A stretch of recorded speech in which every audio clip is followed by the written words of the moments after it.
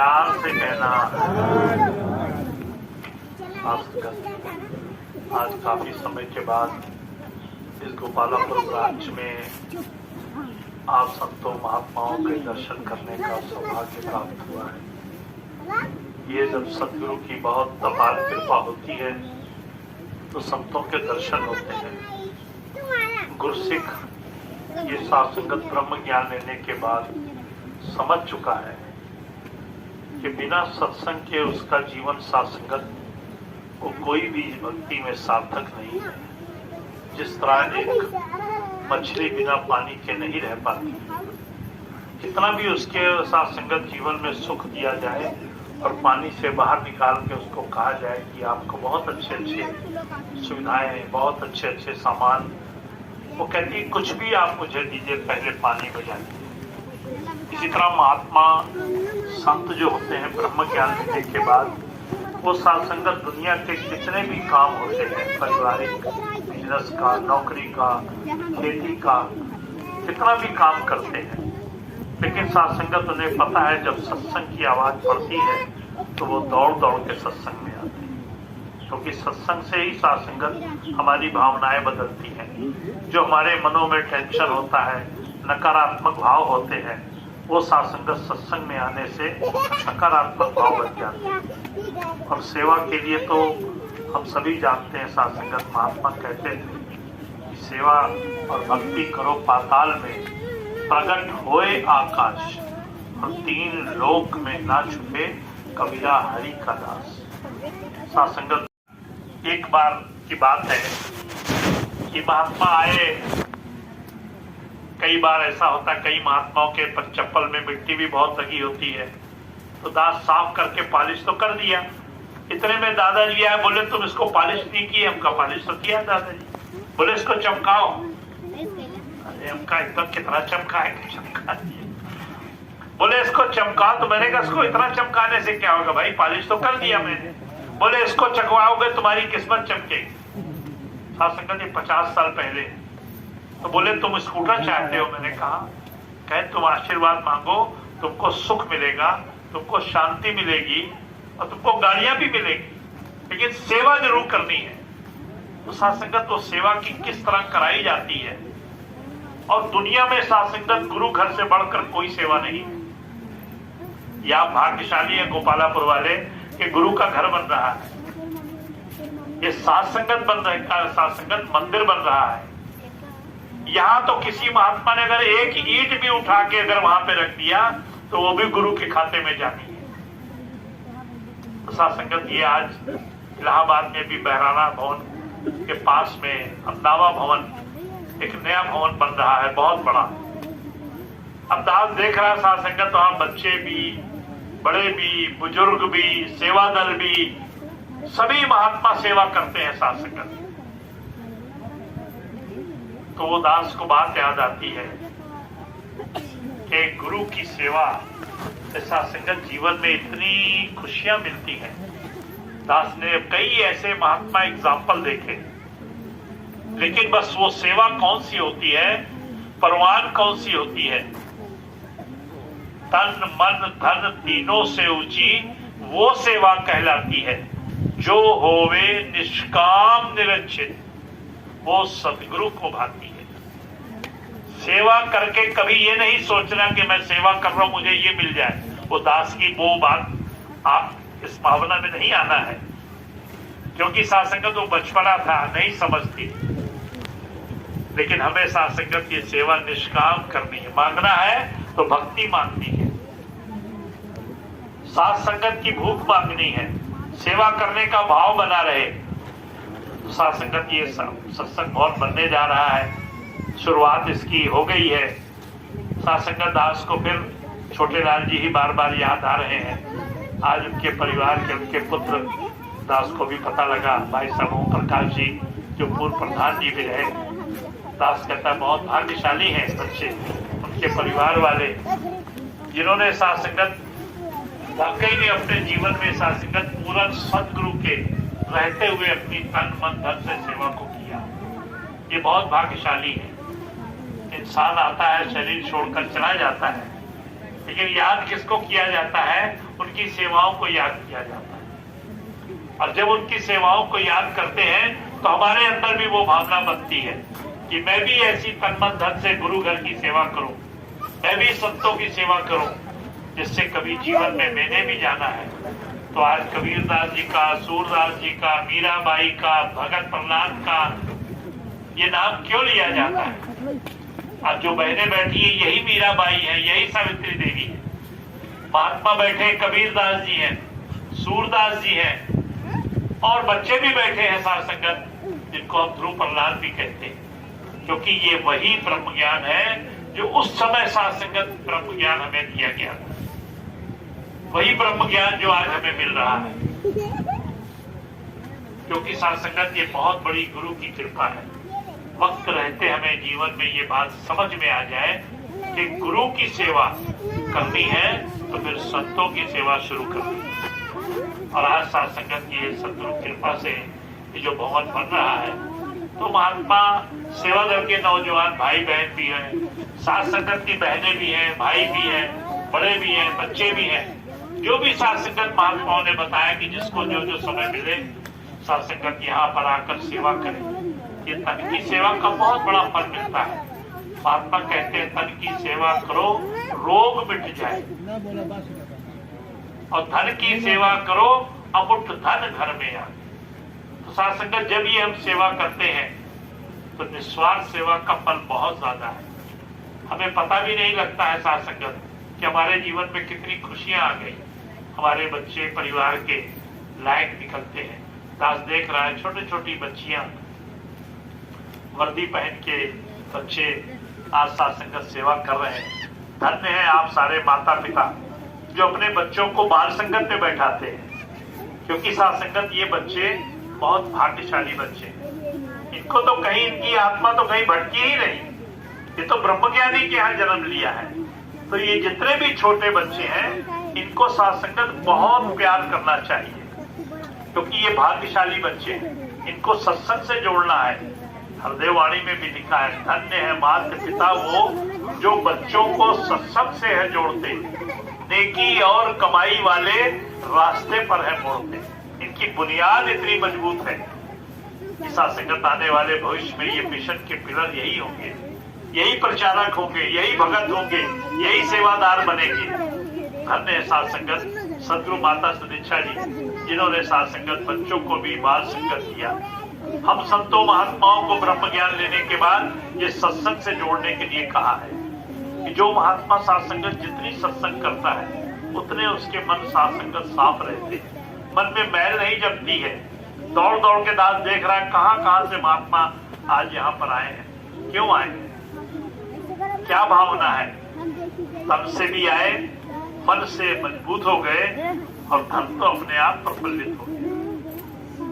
कितनी बड़ी बात है सार संगत। ऐसे ही बाणी में कहा है। और सार संगत दास को ये बात फिर याद आ गई। दादाजी कहते थे, बेटा जितनी ज्यादा सेवा करना चाहते हो कर लो, बहुत कम समय है, क्योंकि एक टाइम आएगा तुम सेवा मांगोगे नहीं मिलेगी। मांगने का मतलब कि आप इतने ज्यादा माया से घिर चुके होगे, दुनियावी भौतिक पदार्थ की बातों में आप इतना मस्त हो गए होगे, काम काज नौकरी खेती बाड़ी परिवार में इतना आप बिजी हो जाओगे, आपका सेवा करने का मन ही नहीं होगा। आप कहोगे महाराज जी ये तो सेवा दल की जो वर्दी पहन के भाई बहन यही सेवा करने वाले हैं। नहीं सार संगत, ये सेवा जो है आप सार संगत जो मन से सेवा होती है, भाव से सेवा होती है, वो सबसे प्रथम सेवा होती है कि मेरा भाव तो सेवा में बने, मेरी सोच तो बने कि मैंने सत्संग जाना है, मेरा भाव बने कि मैंने जाके सत्संग में जाकर सेवा भी करनी है। तो सार संगत जब भाव बन जाता है तब सार संगत ये ऐसी सेवा मिलती है। और अगर किसी महात्मा को सेवा करने का मौका मिल रहा है तो वाणी में लिखा है, हृदय वाणी में, कि वो बहुत भाग्यशाली है। नहीं तो सार संगत बिना गुरु की कृपा के सेवा नहीं मिल सकती। हम खड़े रहेंगे, लोग सेवा कर रहे होंगे, लेकिन हम दूर खड़े होकर सेवा अगर नहीं कर रहे, इसका मतलब कहीं ना कहीं मेरे मन में कोई मन की मैल ज्यादा जम गई है। जैसे साथ संगत पानी के ऊपर काई जम जाती है तो नजर नहीं आती है, इसी तरह साथ संगत जब आंखों में रोशनी कम हो जाती है तो सामने सही चीज भी हमें धुंधली नजर आती है। एक परमात्मा साथ संगत हमें नजर नहीं आ रहा है। सदगुरु माता सुदीक्षा जी ने भी एक एग्जाम्पल दिया कि एक बार एक महात्मा ने एक शिष्य को कहा कि वो सामने एक शहद की बोतल पड़ी है, लेकर आओ। तो वो साथ संगत जो भगत था उसकी आंखों में कुछ कमजोरी थी। जैसे कभी कभी किसी की आंखों में कमजोरी होती है तो कोई चीज धुंधली नजर आती है। कभी कभी किसी को कहते हैं डॉक्टर साहब मुझे 2 नजर आ रहा है। तो वो महात्मा जब गया तो उसको लगा कि शहद की 2 बोतलें। लौट के आया कि महाराज जी वो बोतल जो आपने कही है वो 2 बोतल है, मैं कौन सी बोतल लाऊं? अब महाराज जी तो जानते ही थे, अंतर्यामी थे। उन्होंने कहा एक काम करो, अगर 2 बोतल है तो एक तोड़ दो और दूसरी जो बचे वो ले आओ। साथ संगत महात्मा गए, उन्होंने जो बोतल पड़ी थी उसको तोड़ दिया। जब बोतल तोड़ दी तब देखा दूसरी बोतल है ही नहीं। तो फिर लौट के आया, कहे महाराज जी मुझे ऐसा लगता है कि मैं एक तोड़ने गया था और दोनों टूट गई। इसी तरह साथ संगत सदगुरु माता सुदीक्षा जी ने ये एग्जाम्पल बताया और ये कहा इसी तरह ये एक निरंकार परमात्मा है। हम कब कभी भटक जाते हैं कि ये है, ये करेंगे तो ये हो जाएगा, वो करेंगे तो फायदा हो जाएगा, हमने ज्ञान लिया, सिमरन किया, सत्संग किया, हमें ये नहीं मिला, अब ऐसा करते कुछ जाके कुछ और जगह देखकर जाके कुछ और करते तो हमें कुछ और मिल जाएगा। सदगुरु माता जी ने कहा, इशारा किया कि एक परमपिता परमात्मा निरंकार है। जो भी भाई बहन ब्रह्म ज्ञान ले चुके हैं कहीं नहीं भटकना साथ। पूरी दुनिया में इससे बड़ा ना कोई सदगुरु ऐसा है और ना ये निरंकार कोई दूसरा है। दिन रात शुक्राना किया करें, कम है। साथ संगत ये जो कुछ हमारे पास है, साथ संगत दुनिया की सबसे बड़ी दौलत है, सबसे बड़ा ज्ञान है, सर्वश्रेष्ठ ज्ञान है ब्रह्म का ज्ञान। तो ये ब्रह्म ज्ञान प्राप्त करने के बाद अगर मन में सत्संग की भूख नहीं है, महात्मा ने साथ संगत एक बात बताई कि एक भगत के ऊपर परमात्मा सदगुरु खुश हो गए और भगत से कहा कि भगत मैं बहुत खुश हूं, तुम मुझे मांगो, क्या मांगते? साथ संगत तो भगत क्या मांगता है? भगत कहता महाराज जी मैं इस निरंकार को देखता हूं। तो उसने मांगा क्या? मुझे दीदारे रस दे दिए। बोले दीदारे रस, ये क्या मतलब हुआ? क्या मांगा तुमने? उसने कहा प्रभु इस निरंकार को मैं देख तो रहा हूं लेकिन मेरे अंदर वो रस नहीं आ रहा। जैसे मीराबाई दीवानी हो गई थी, ब्रह्म ज्ञान लेते हुए नाचने लगी। अब हम साथ संगत बैठे बैठे अगर कहीं घर में बैठे हैं और बैठे बैठे सिमरन करते इस निरंकार को देख के साथ संगत मुस्कुराएंगे भी और रोएंगे। घर वाले कहेंगे क्या बात हो गई भाई? कहेंगे कुछ नहीं पायो जी, मैं तो राम रतन धन पाया। ये मेरे सदगुरु निरंकार को देख के साथ संगत मन में ऐसी खुशी आ जाती है और उसका साथ संगत प्रमाण दिया। आप भगत तब हो सकते हो, वो आनंद आपको तब आएगा जो दीदारे रस मांगा भगत ने, जब आप गुरु के उन संतों को देखकर खुश हो। अब निरंकार को देख के तो हम खुश हो रहे हैं और ये निरंकार के बच्चे हैं सदगुरु माता जी के, इनको देख के हम साथ संगत अगर मन हमारा खुश नहीं होगा तो फिर कहीं ना कहीं भक्ति में कमी है। साथ संगत कभी भी कोई भी महात्मा को देखकर ये कभी अंदाजा नहीं लगाना चाहिए कि ये गरीब है, ये छोटी जात का है, ये साइकिल से आया है। क्योंकि दास को साथ संगत दादाजी ये बहुत बार बार कहते थे कि उस समय इतनी समझ नहीं थी। एक महात्मा के साथ संगत इसी तरीके से एक बार भवन पे खड़े थे, महात्मा आए साइकिल पे देहात से, 50 साल पुरानी बात है। तो दास ने उनको ऐसे ही धन्यकार किया जिसे आजकल हम लोग भी करते हैं, कभी घुटने पे, कभी ऊपर, कभी यहाँ तक। तो इसी दास ने भी कह दिया धन निरंकार। वो देख रहे होंगे, मुझे नहीं मालूम। थोड़ी देर के बाद एक महात्मा गाड़ी से आए, तो दास ने उनको दंडवत प्रणाम किया। तो वो देख रहे थे, मेरे पास आए, कहते हैं अभी आपने धन निरंकार किया? मैंने कहा किया। कहने उनको नहीं किया जो अभी साइकिल पे आए? मैंने कहा नहीं, उनको भी किया। कहने इनको आपने दंडवत प्रणाम किया और उनको तुम ऐसे ही कह दिया धन निरंकार? साथ दास अपनी बात बता रहा है। उस समय दास ने कहा अरे वो बड़े महात्मा जी हैं, तो ही निरंकार। सत्संगत ये बहुत घबरा गए वो। कहते अच्छा, महात्मा भी बड़े और छोटे हैं, किस तरह से तुमने बेटा नापा? कभी जीवन में आज के बाद कभी किसी महात्मा के कपड़े देखकर, उनका घर देखकर, साइकिल से है कि पैदल है कि कैसी उनकी क्या भावना है, उसको देख के उनकी भक्ति का अंदाज मत लगाना। हो सकता है आपसे ज्यादा उनका गुरु से लगा हो सकता है आपसे ज्यादा उनका विश्वास हो। भगत तो सत्संगत वो होता है कि जो गुरु की बात को मानता है, बस वही भगत।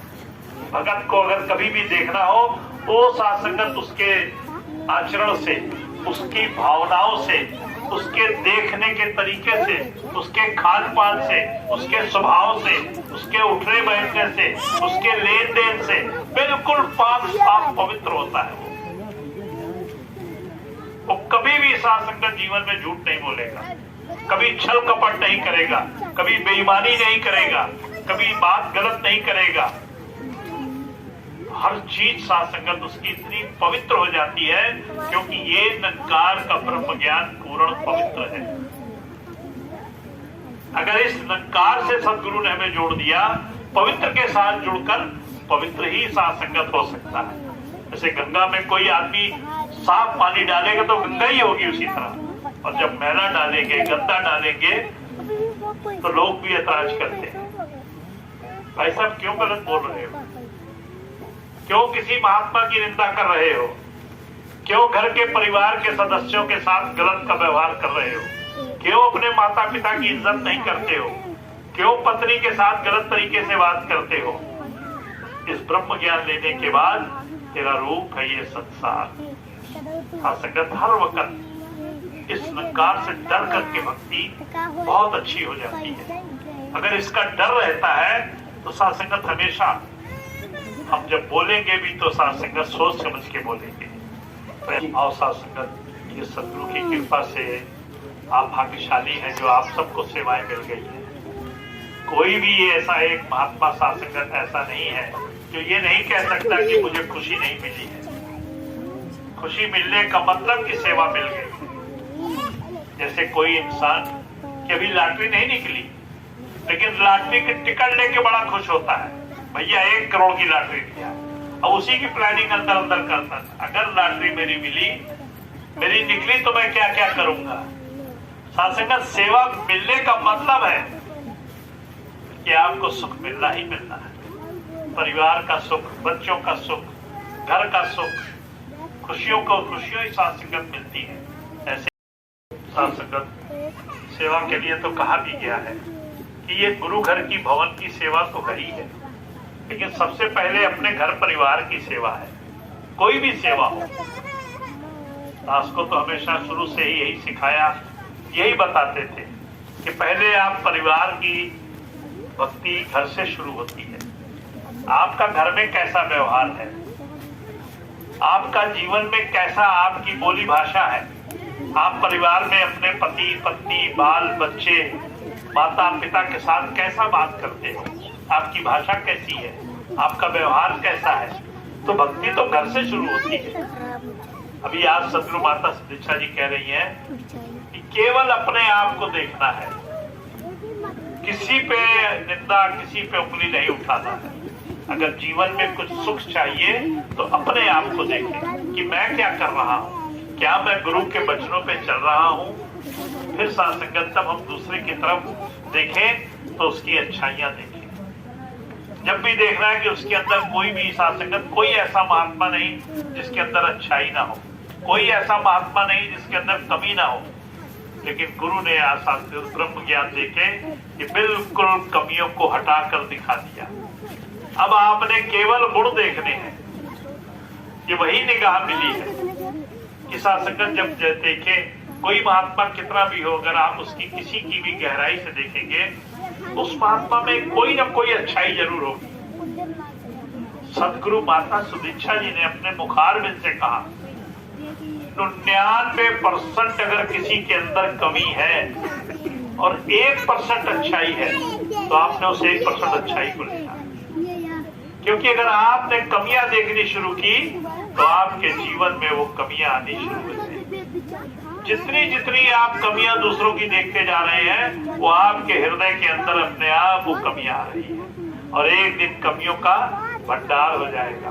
फिर जब आदमी गलत बोलता है कहते भाई साहब ये तो गलत बोल रहा है, कहते भैया ये गलत नहीं बोल रहा, जो इसके अंदर भावना है वही ये बोल रहा है। अरे भाई जो मेरे पास है वही तो मैं निकालूंगा, वही मैं आपको दूंगा। इसलिए साथ संगत अब समय है सुख लेने का है, आशीर्वाद लेने का है, सबके गुण देखें और तन मन धन से सेवा करें जी।